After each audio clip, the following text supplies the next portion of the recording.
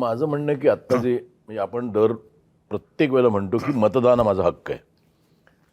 आता हे जिथे निर्विवाद आलेत, कोणीच नाही, बिनविरोध त्यांनी कसं दाखवायचं काळं बोटावरचं?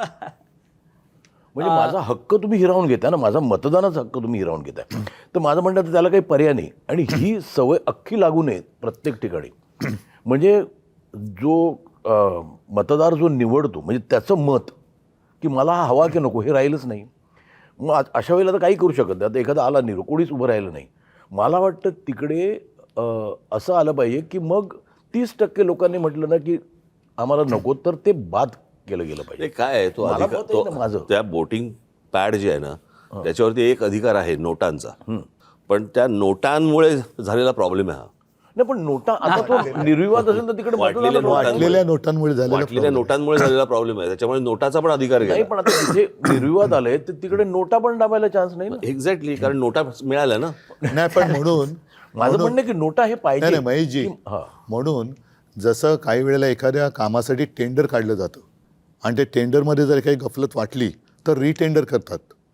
तसंच मला असं वाटतं, मी परवाच्या आमच्या पत्रकार परिषदेत बोललो की जिथे हे बिनविरोध झालेत तिथे निवडणूक आयोगाने रिझल्ट थांबवले, ते यांच्या आमच्या बाकीच्या निवडणुकांबरोबर जाहीर करतील, कारण तो गुलाम आहे त्यांचा. तिथल्या निवडणुकीची प्रक्रिया नव्याने घेतली पाहिजे.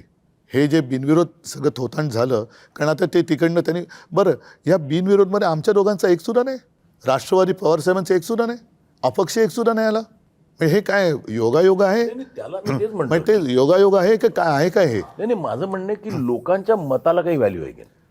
मग तिकडच्या लोकांना त्यांचं मत असेल की नाही स्वतः, त्यावेळेला म्हटलं की जर का 30% लोकांनी त्यांचं पण मतदान घ्या.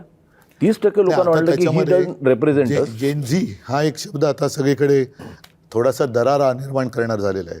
या सगळ्या ठिकाणचे जे जेनझी जे पहिल्या प्रथम मतदान करणार होते ते खूप अस्वस्थ आहेत आणि त्यांची आग आज त्यांच्या डोक्यामध्ये आहे, ती बाहेर आली तर मग यांची हालत खराब होणार. उद्धव साहेब, तुम्ही जेनझीचा उल्लेख करताय, पण नेपाळ असेल, बांगलादेश असेल, अन्य राष्ट्रामध्ये डोक्यात राग आणि आग असलेला जेनझी हा खरोखर रस्त्यावर उतरला, त्याला सांगावं लागलं नाही.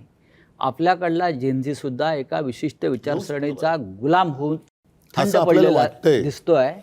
असं वाटतंय. आणि त्या जेनझी तुमच्याकडे अपेक्षेने पाहतोय. मला असं वाटतं की हा पहिल्या भागामध्ये आपण थोडं थांबू. ज्या प्रकारचं, मला एक एवढंच बोलतो, ज्या प्रकारचं राजकारण आता सध्या महाराष्ट्रामध्ये देशामध्ये चालू आहे, मला खरंच प्रश्न पडतो, देवी देवता आहेत का?